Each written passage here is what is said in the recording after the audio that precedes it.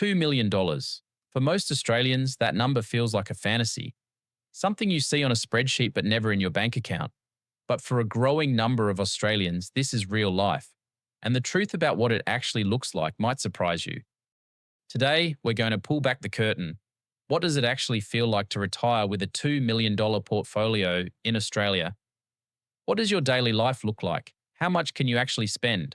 And here's the big one, is $2 million even enough anymore?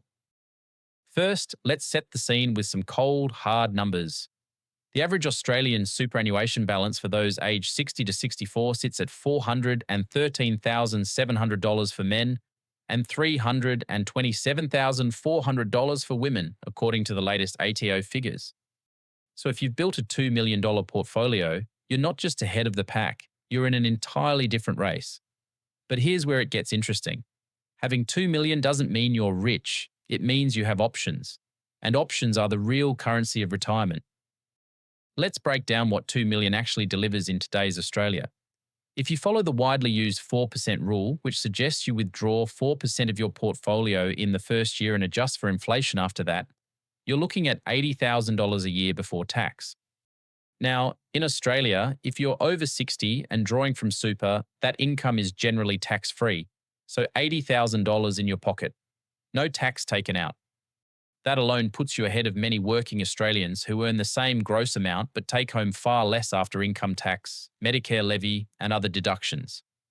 And then there's the age pension.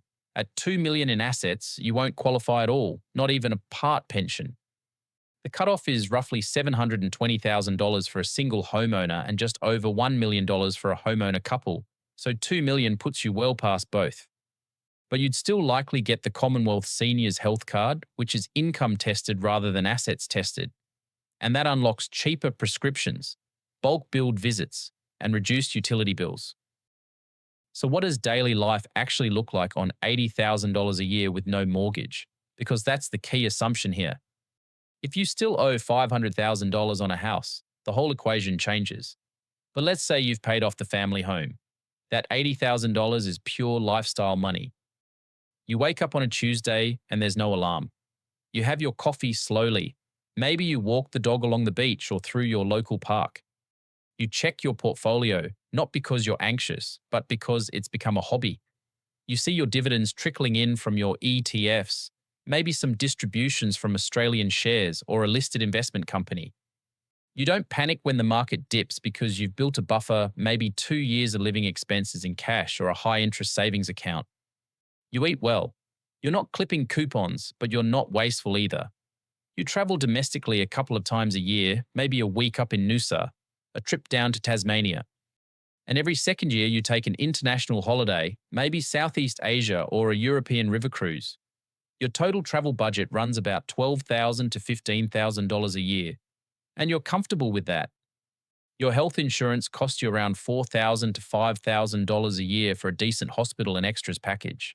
Groceries, utilities, car maintenance, insurance, council rates, the boring stuff that eats up maybe $25,000 to $30,000. You put aside a bit for gifts, hobbies, dining out, and the occasional splurge. And at the end of the year, you've still got money left over. That's the reality. It's not a champagne lifestyle, but it's a comfortable, dignified, stress-free life. And honestly, for most people, that's the dream.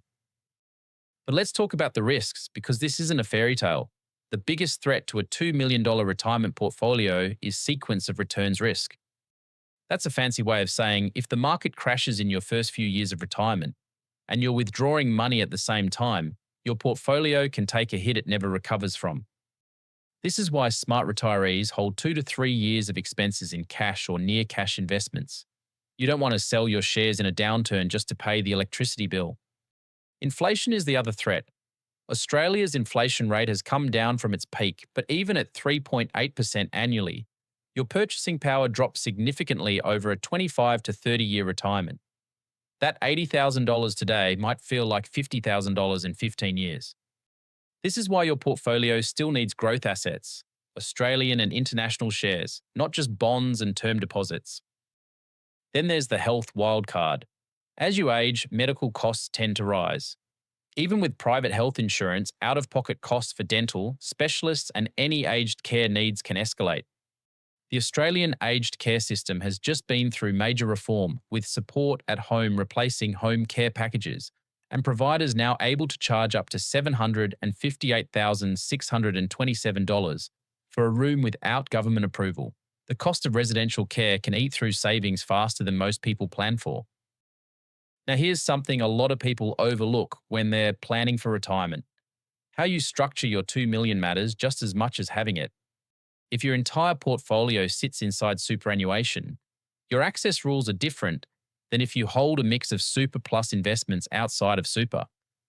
Having money in a taxable brokerage account or an offset account gives you flexibility before you hit preservation age. And the way you split between accumulation phase and pension phase inside super directly impacts how much tax you pay or don't pay on investment earnings. A good structure means your money works harder and lasts longer without you spending a single extra dollar. Too many people focus only on the total number and ignore the architecture underneath it. That's a costly mistake. Now let's talk about the emotional side of retiring with $2 million. You'd think it would feel amazing every single day, and at first, it does. But many retirees report an unexpected challenge: identity loss. When you've spent 30 or 40 years working, suddenly having no structure, no colleagues, no purpose tied to a job, it can feel disorienting. Money solves the financial equation, but it doesn't automatically solve the fulfillment equation. The retirees who thrive with 2 million are the ones who've built a life outside of work before they left it. They volunteer, they mentor, they have hobbies that challenge them, they stay connected to community. The money gives them the freedom to do all of that without stress. And that combination, financial security plus personal purpose, is where the magic actually lives. So, is 2 million enough to retire in Australia in 2026? The honest answer is, for most people, yes. It puts you well above what the ASFA retirement standard calls a comfortable retirement, which they currently peg at around $730,000 in super for a couple. You've got nearly 3 times that. But enough depends on your lifestyle expectations, your health, where you live, and how long you live. Someone in Sydney with a taste for luxury might feel squeezed. Someone in regional Queensland with simple tastes might feel wealthy.